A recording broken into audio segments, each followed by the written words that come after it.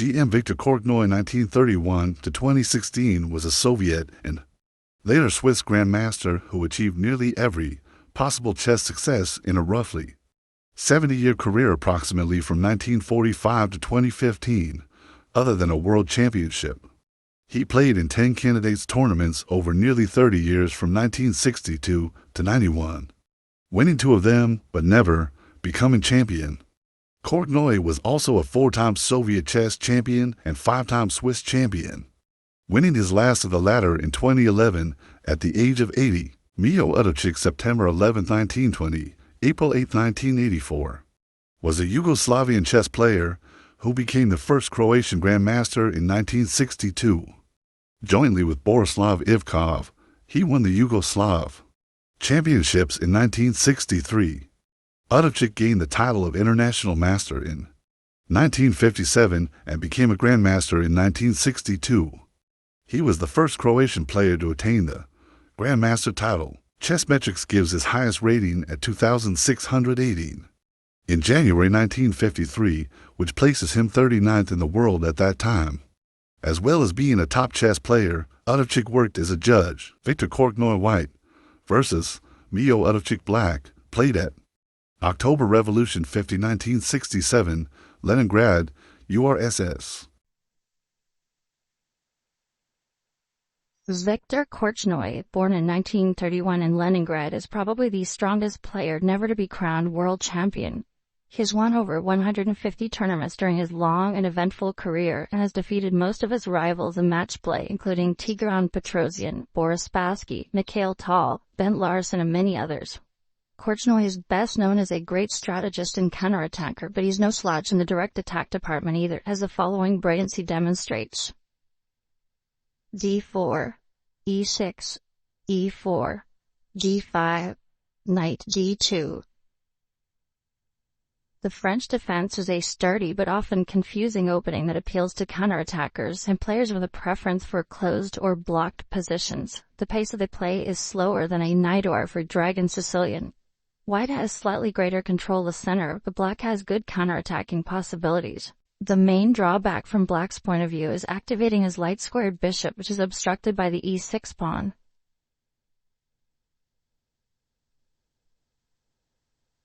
Knight f6, e5, knight f d7, c3, c5, knight g f3. This may lead to gambit-type plays compared to the more popular variation, bishop d3, knight c6, knight e2.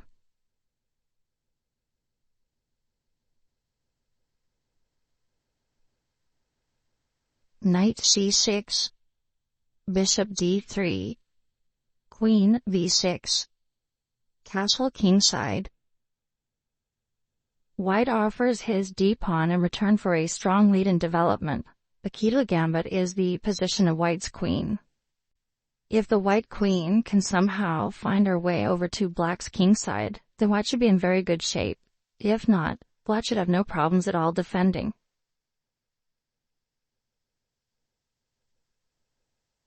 C takes d4, c takes d4, knight takes d4, knight takes d4, queen takes d4, knight f3, queen b6, queen a4, queen b4. Udovcic alertly prevents Korchnoi from playing queen g4. The queen trade, of course, must be avoided by white, so the queen must retreat.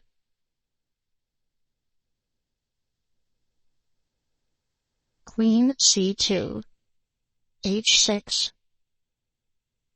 Not a good move by Udovcic. This move is just too passive and weakens the kingside besides. Much better was queen c5, giving white the choice between bishop captures h7, queen takes c2, bishop takes c2, with a small edge for the first player, or the more ambitious queen e2, aiming for bishop e3 and rook ac1.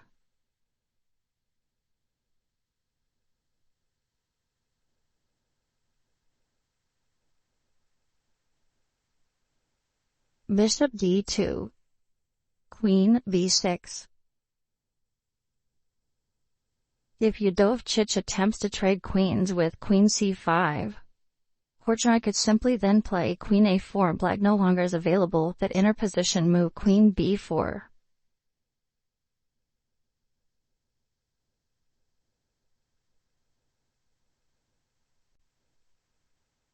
Rook a c1. Bishop e7. Queen a4. The queen returns to her post, but this time she is supported by fresh development. Note how black has trouble dealing with that pin of the knight on d7. If black tries to break that pin with castles, white has the surprising riff, bishop b5, knight c5, rook takes c5. The point being that if queen takes c5, rook c1, queen b6, 20, bishop a5, the black queen is trapped. After rook takes c5, if black tries bishop takes c5, that's demolished by bishop a5. Bishop takes f2 check, rook takes f2. Queen e3, bishop b4. Black's toast.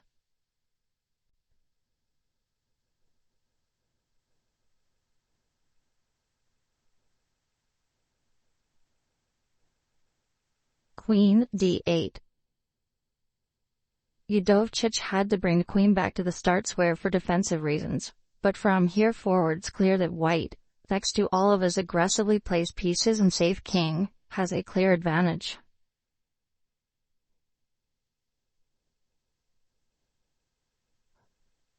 Rook c2. Korchnoi doubles his rooks in order to cement his control of the c-file. If black castles, white sets up a powerful attacking formation with queen g4 threatening bishop takes h6, king h8 forced, rook fc1, b6, b4. Black can hardly move.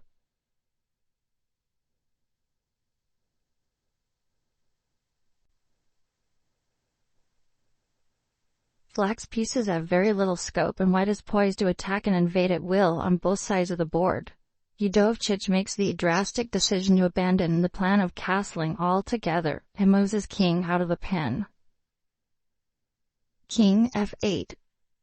Rook fc1. Knight b6.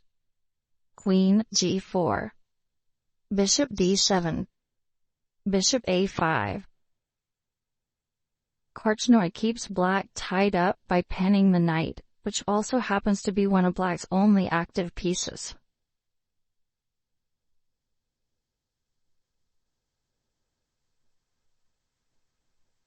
Rook c8. Rook takes c8. Bishop takes c8.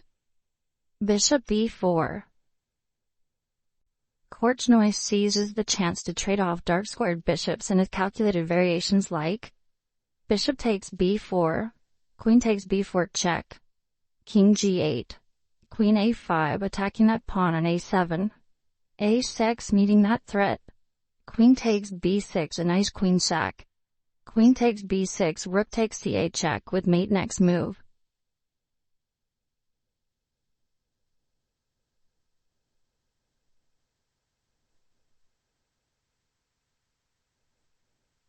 g6. Udovcic's only chance was king g8. The white has then a4, bishop d7, bishop captures e7, queen takes e7, a5, driving black's knight to a horrible square, knight a8 only move, and then the centralizing queen d4 gives white a totally dominant position for the investment of one tiny little pawn.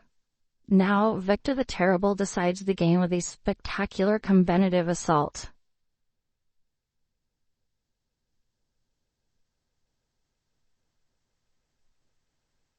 Queen h4. A brutal move by Korchnoi, settling the bishop on e7 is pinned two ways.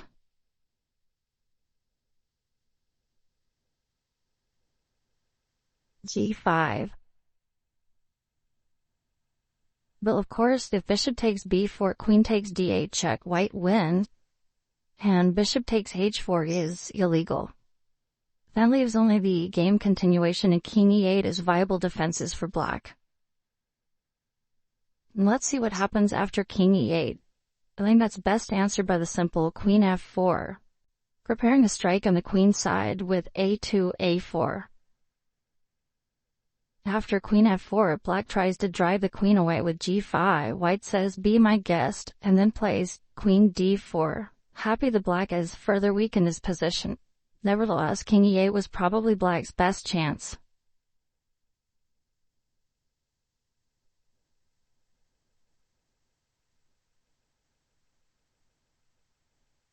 Knight takes g5. Because of the pins of that pawn on h6 and the bishop on e7, that knight is untouchable.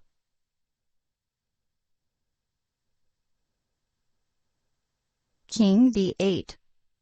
Bishop b5 check. Bishop d7. Knight takes e6. This fantastic blow shatters the defenses to black's king. If black now plays bishop takes h4, grabbing the queen, that leads to knight g7 mate. If black plays bishop takes b5, white has a beautiful shot. Knight g7 check. King f8. Check this out, knight f5, incredible. Knight c8, the only move to stay in the game. And then rook takes c8 blows that away.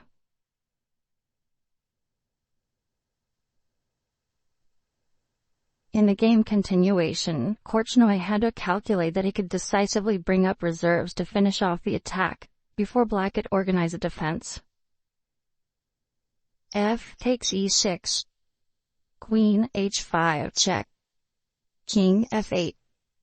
Rook c3. Rook h7. Udovcic tries violently to hang on by getting the rook involved with the defense. Queen g6. White threatens the crushing rook to f3 check.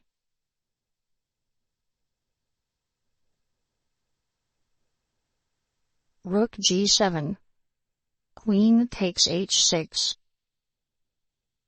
Every white move now comes with the force of a sledgehammer. This time the threat is queen h8 check followed by rook f3 check.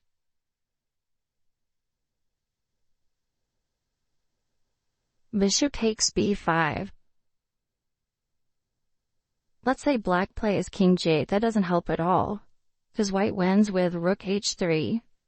Bishop takes b5, the only chance. Queen h8 check, driving the black king out. King f7, rook f3 check, we've seen that move before.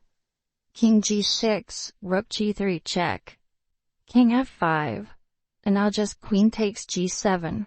And black can resign with a clear conscience.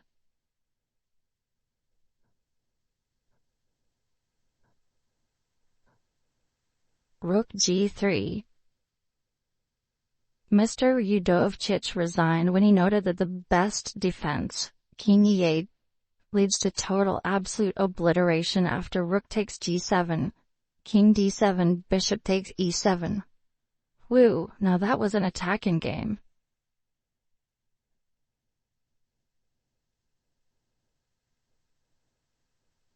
Thank you for watching the video. Don't forget to give us a like and subscribe.